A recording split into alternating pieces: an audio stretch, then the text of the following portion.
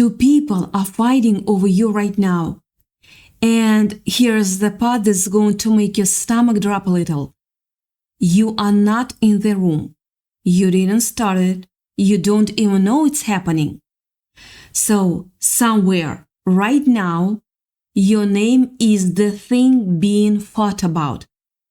And the reason it's happening, the actual reason, the one nobody in that room is saying out loud or is going to say out loud, is your truth. Not a lie about you, not a rumor about you. The truth.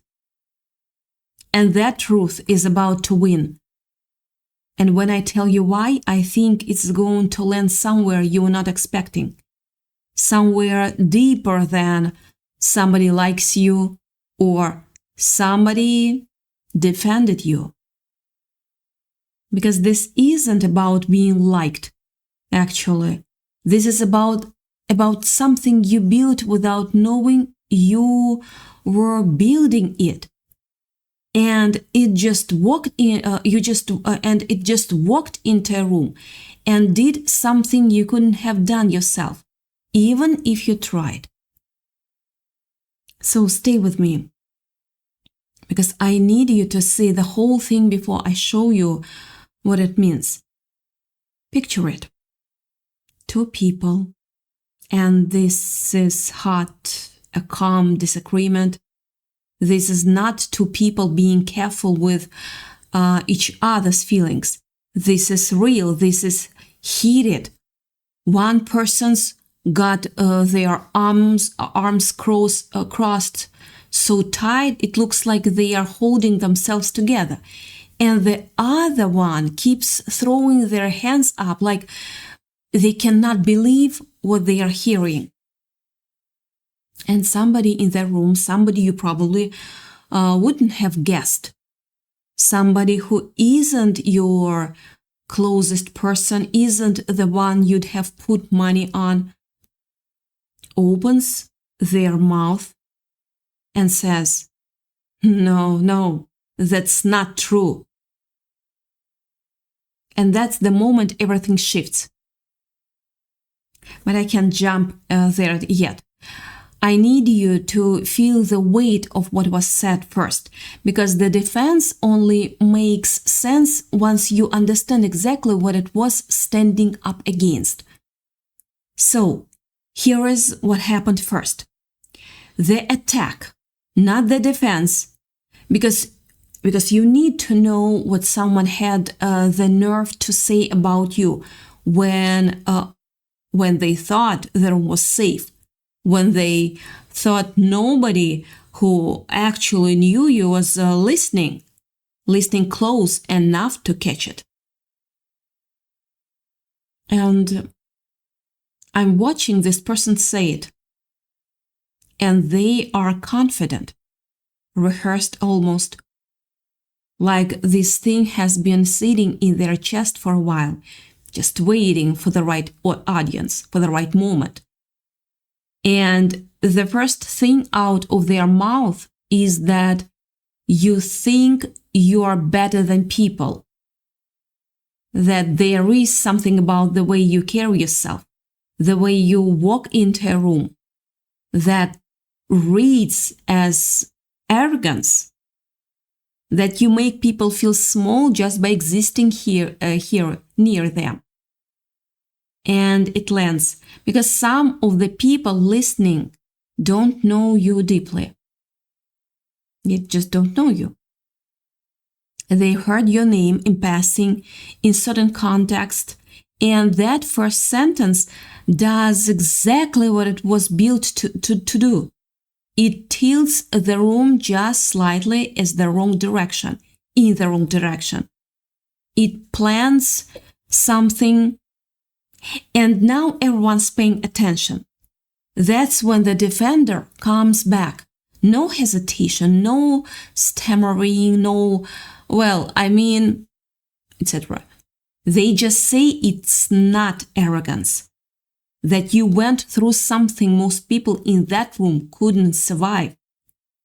And what looks like arrogance is just what looks like when a person finally stops apologizing for taking up space. It's not arrogance. And you can feel that land differently than the first thing or did. But the attacker isn't finished. When the first angle doesn't work, people like this do not back off, they pivot. So now it's fine, maybe they, but they are take. Nobody's actual like that. It's a performance. And the defender, and I need you to really hear this part, the defender isn't some flawless hero with a speech ready to go. They actually laugh a little, yeah, and a tired laugh, like someone who's heard this exact accusation aimed at good people before is and is worn out by it. And they say, it was fake, it wouldn't be the same in every single room. That's it. That's the whole response. And the room goes quiet for a second because something about that one hits different than the rest. The attacker feels it. You can watch it happen on their face the moment they realize the room is sleeping. So they get louder, because that's what people do when they feel themselves losing an argument. They raise their voice instead of raising their evidence. You don't know them like I do. It's calculated. The kindness is for an audience.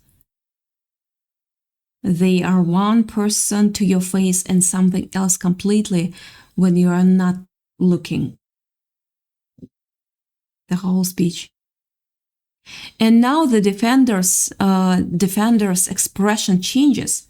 Not angry, something quieter than angry, something colder and more certain. And they say the part that actually ends it.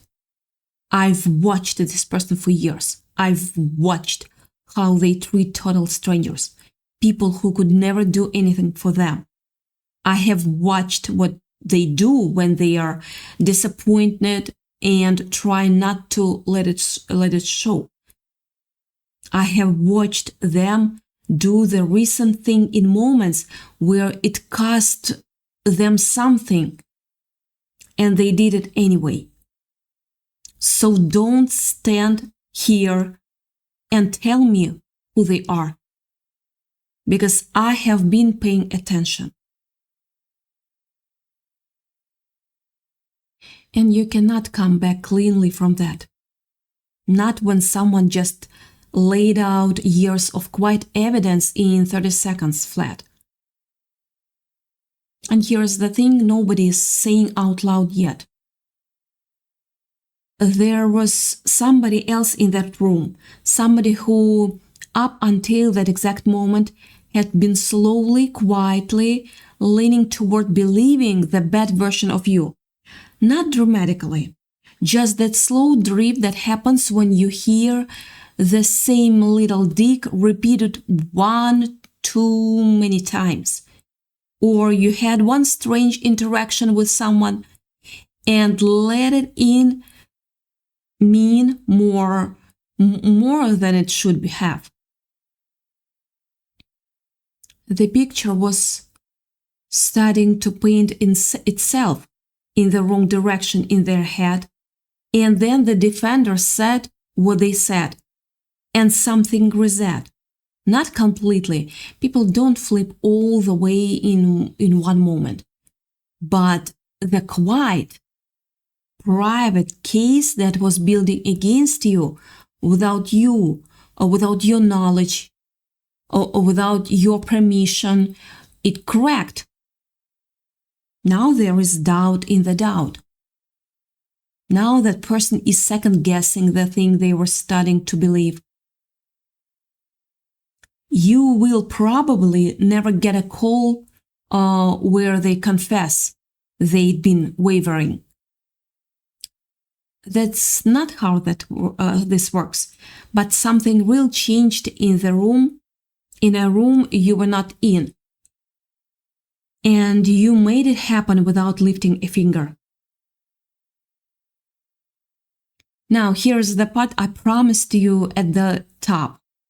The actual reason this happened. It's not just today. It's not just that someone likes you. It's that you gave them something, probably without meaning to, probably without ever realizing it. That they simply could not ignore the second the second someone tried to challenge it.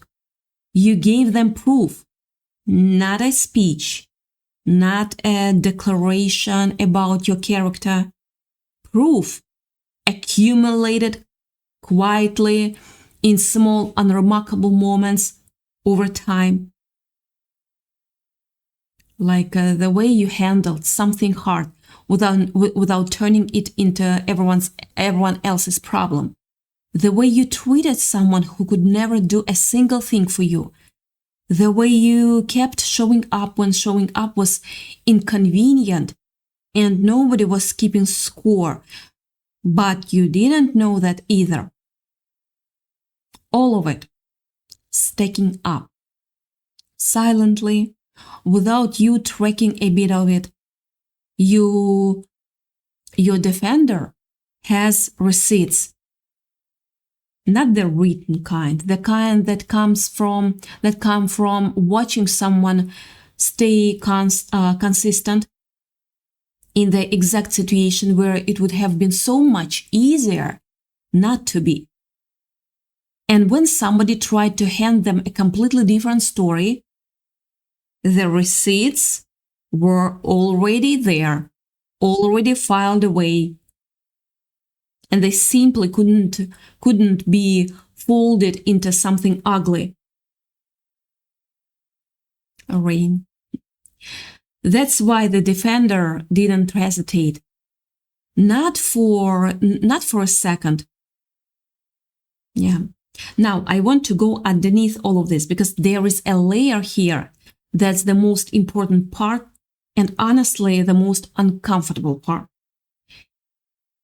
The argument was never really about you. I know that sounds backwards while you are picturing two people practically shouting your name, but stay with me on this. The fact of you, the specific way you move through the world, works like a kind of pressure. And when people come into contact with that pressure, something inside them responds. Not to you exactly, to themselves. To parts of themselves they have never been willing to look directly at. Let me stop here. And depending on what's actually living in there, thunder, that reaction looks completely different from person to person. The one who attacked you, think about this for a second. They were never reacting to who you actually are. They cannot see you clearly enough to react to the real thing. What they are reacting is what your existence stirs up inside them. And here's the uncomfortable part. Somewhere along the way, that person made a choice to stop, to play it safe, to put a ceiling over their own life. Maybe they talked themselves out of something they really wanted. Maybe they convinced themselves certain things they were not available to someone like them. And then you came along, simply being who you are, simply refusing to install that same ceiling on yourself. And without meaning to, you became a daily reminder of the choice they made. That is an unbearable thing to sit with. So people do what people do. Yeah, when something is unbearable, they build a story around it. They construct a version where something is wrong with you. Because if you're arrogant, if you're fake, if you're manipulative, then the ceiling they built for themselves finally makes sense. Then the choice they made was the smart one all along.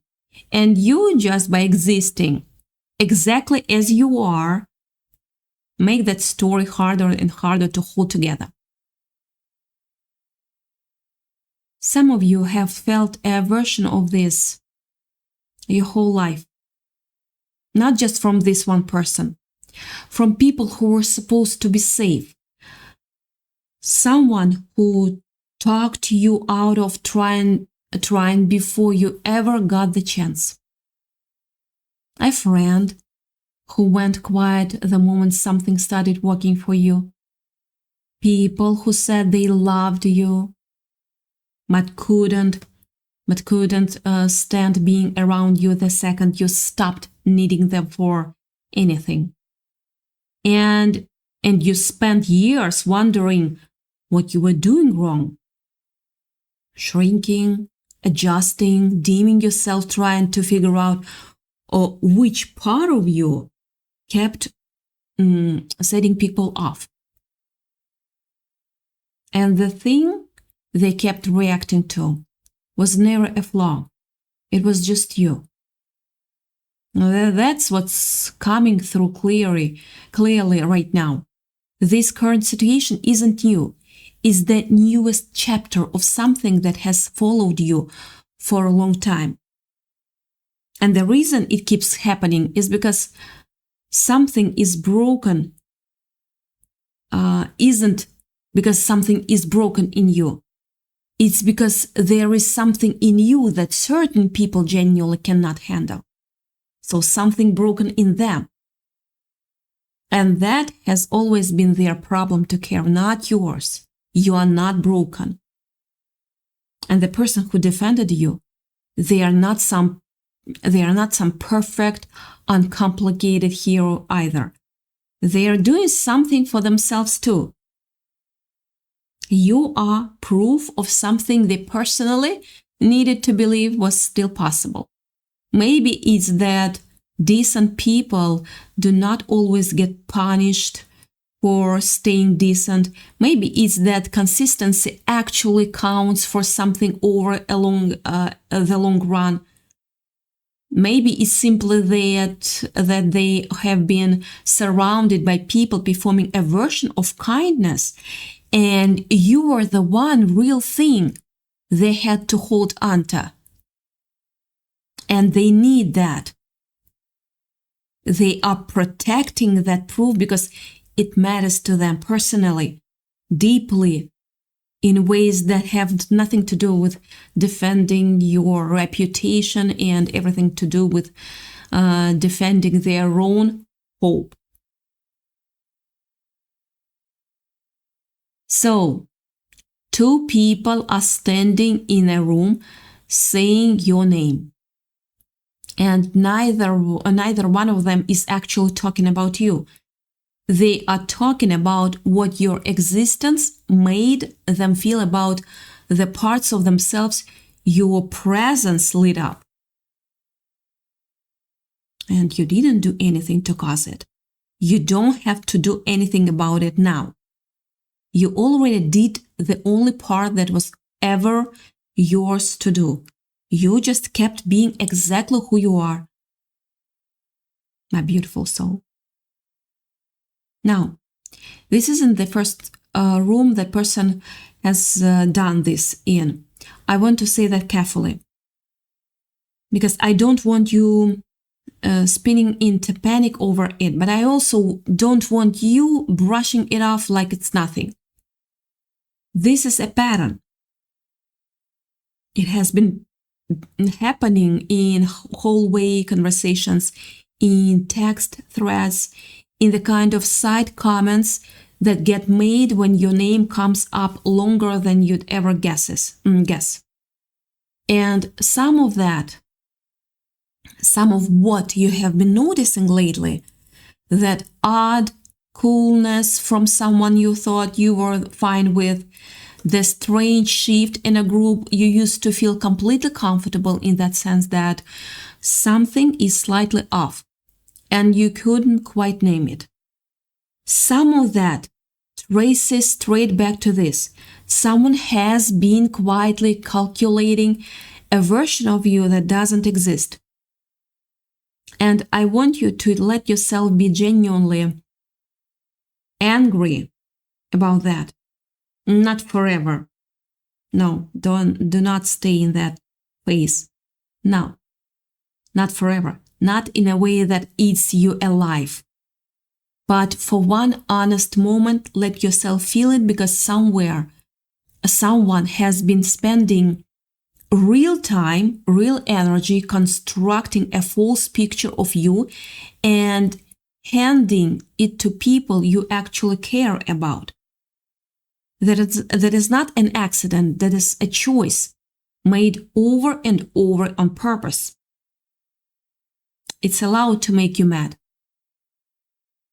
Here is why this is surfacing so strongly right now. There is a shift happening in the air around you, the kind that strips the comfortable distance away from things that were built to stay hidden. Whatever was living quietly in the background is starting to get said out loud. Conversations designed to stay private are becoming visible, whether the people involved planned for that or not. The person who built their little narrative about you assumed it would just stay tucked away in the margins, in the comfortable dark, passed quietly between the right ears. They didn't account for what's happening right now. That argument you are picturing, that's exactly what this energy does. It drags the private conversation into a room full of witnesses and forces, the thing that was supposed to stay hidden to survive real scrutiny. And it's not surviving. And there is something coming in the next several days, a kind of turning point. And I felt it the second all of this connected.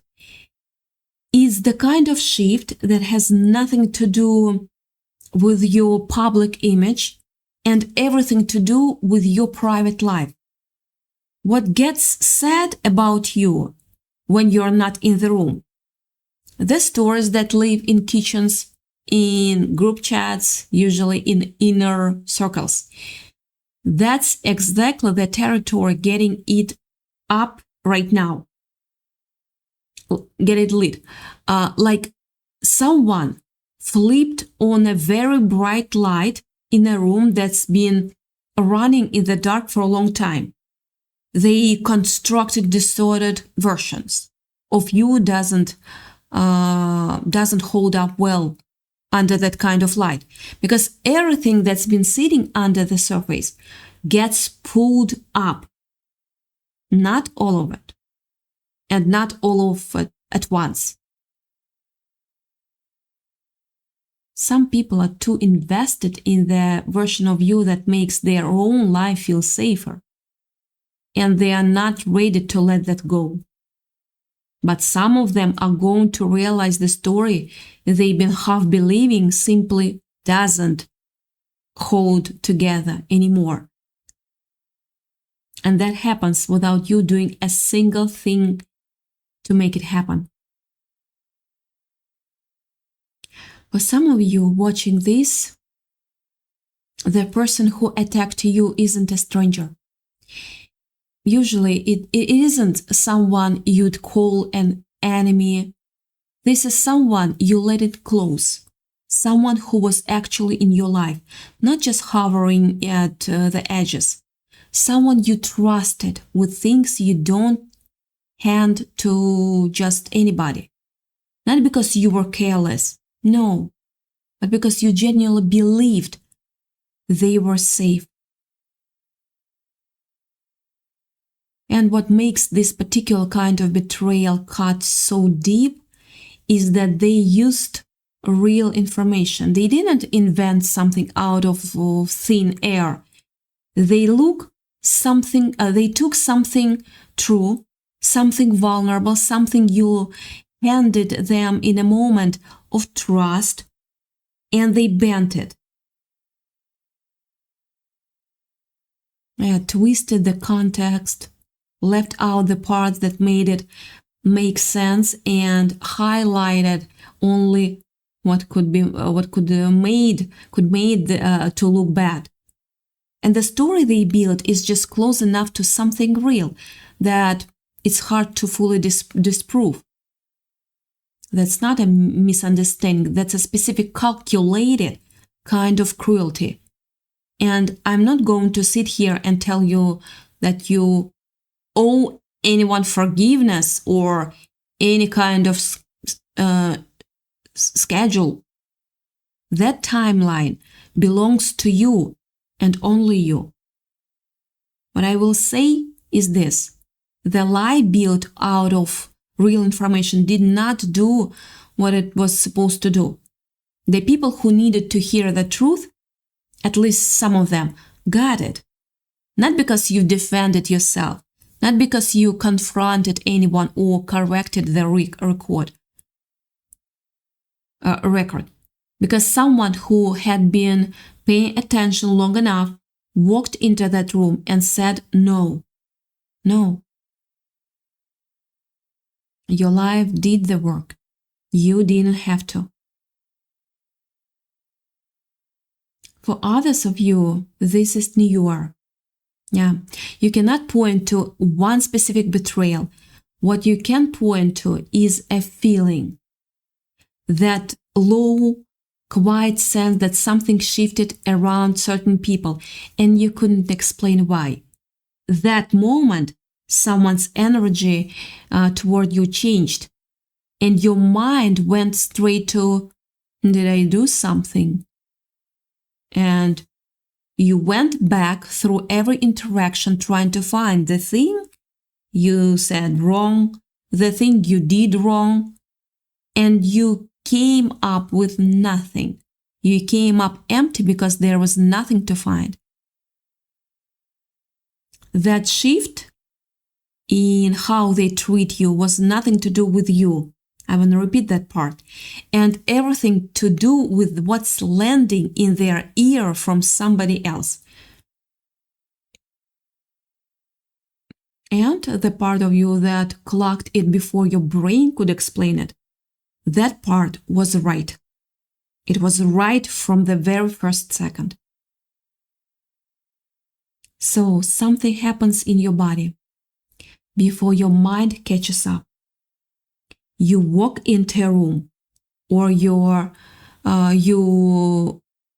read a message or someone says your name a certain way and your gut just knows something isn't sitting right. Do not let anyone talk you out of that. You are not too sensitive. You are not reading this into things. You are not paranoid. Your perspective. And that difference matters enormously. There is something almost unbearably intimate about being defended when you are not even there to see it. I keep coming back to this because it might be the most important part of everything I've said so far. You didn't ask for it. You didn't know it was happening. You couldn't perform for it. Couldn't say the right thing at the right moment to tip the room in your favor. Could not explain yourself or add context or clarity or clarify a single detail. You were not there. And because you were not there, the only thing representing you in that room was the plain truth of who you actually are, witnessed over time by someone who had genuinely been paying attention. Sit with what that means for a second. The protection you have wasn't something you built on purpose. It's not a strategy. It's not something you can fully take credit for constructing. It's simply who you are, distilled over time into something another person was willing to put their own social standing on the line to defend. In front of witnesses, without a script. They didn't say it perfectly. They probably fumbled a word somewhere, left something out. There might have even been a moment where the attack found a gap and the whole thing threatened to turn again. The defender isn't flawless. They've got their own mess, their own contradictions, but they chose you anyway. In a moment when it would have been so much easier to stay quiet. Look at their phone and let the room drift in their own direction without ever stepping into the middle of it. Most people say nothing. Most people calculate the cost of speaking up and decide it isn't worth paying. The person didn't calculate a thing. They just opened their mouth, let that actually land for more than a second. I want to say something about the person who attacked you too, because it keeps coming back around. What they are doing, this whole project of building a false version of you and passing it along. It's costing them something. Not in some clean, obvious, satisfying way where they get caught and everyone claps. No, that's not usually how it plays out. It's not a movie, it's life. What it costs them is quieter and far more permanent than any obvious payback. When you pour sustained energy into a story that isn't true, you are not building anything, you are pouring yourself into a hole. Every time they retell it, refine it, pass it to somebody new, they are feeding a part of themselves that is genuinely small and genuinely afraid. A part that cannot tolerate your existence without flinching. And somewhere down the line, probably alone, probably late at night, in one of those moments where the distraction runs out and there's nothing left to do but sit with themselves. They are going to feel the weight of everything they have poured into something that was never real. I almost feel something for them. Yeah, when I sit with that. Not sympathy, exactly. And definitely not forgiveness on your behalf. No. But I recognize that specific kind of pain. The kind that turns someone else's existence into a verdict on their own life. The kind that makes an irrelevant person into an obsession. That isn't power. That's one of the most specific kinds of powerlessness there is. You don't have to fix it. You don't have to understand it well enough to forgive it right now. You don't have to make yourself smaller so somebody else feels less threatened. Their healing was never your responsibility to carry.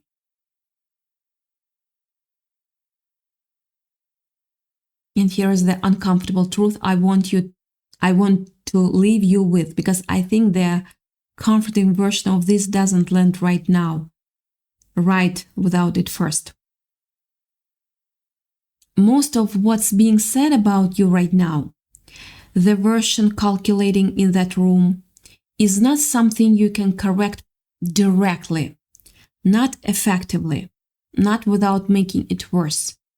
The second you walk in and try to defend yourself, the story stops being about who you are and starts being about whether you can convince people, and the people who have already made up their minds were never going to be convinced by you standing there explaining yourself.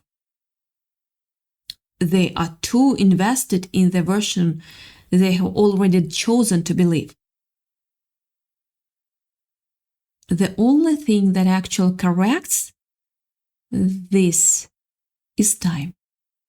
Yeah. And the slow accumulation of evidence of who you really are, witnessed by the people who have stuck around long enough to see it. That's it. I know that feels insufficient. I know it feels like you should be able to do something, say something, prove something. There is a specific kind of helplessness in being talked about and knowing the smartest response is simply to keep living your life and trust the truth to do its own work in rooms you will never see. But here's the thing. It's working. It's working quietly, of course, without your help, in places you are not standing in right now. Like the person who defended you today is not the only one who has held the real version of you up against the false one and chosen the real one. This has happened before, and it will happen again. And the receipts exist in more people than you will ever know about. So here's what I want to leave you with. You were never in that room. You never needed to be. The thing protecting your reputation was never your presence in the argument, never your ability to explain yourself, never a receipt you personally handed over. It's the slow, unignorable accumulation of who you actually are, laid down quietly over years, without you managing it or tracking it or trying to make it land a certain way. And somebody right now, in a room where you're not in, is holding that evidence. Not perfectly, not without their own complicated reasons for standing up, but they are holding it. And that is something the person attacking you never accounted for and cannot fight their way out of. So your job was never to manage what people think of you. Your job has only ever been to keep being the person who makes that kind of defense possible in the first place. And you have been doing exactly that. Not perfectly, not every single day, not without the moments you handled worse than you wish you had. The times fear got the better of you, the things you take back if you could. That's not what this is about. Consistency. Consistency was never about perfection. It's about showing up recognizably yourself. Often enough that the people paying attention simply cannot be talked out of what they have seen. You have been doing that the whole time without knowing it, was building anything, without knowing anyone was watching, without knowing that one day in a room you were not in, it was going to matter. It mattered. It's mattering right now. And that's the whole reason this was ever worth telling you.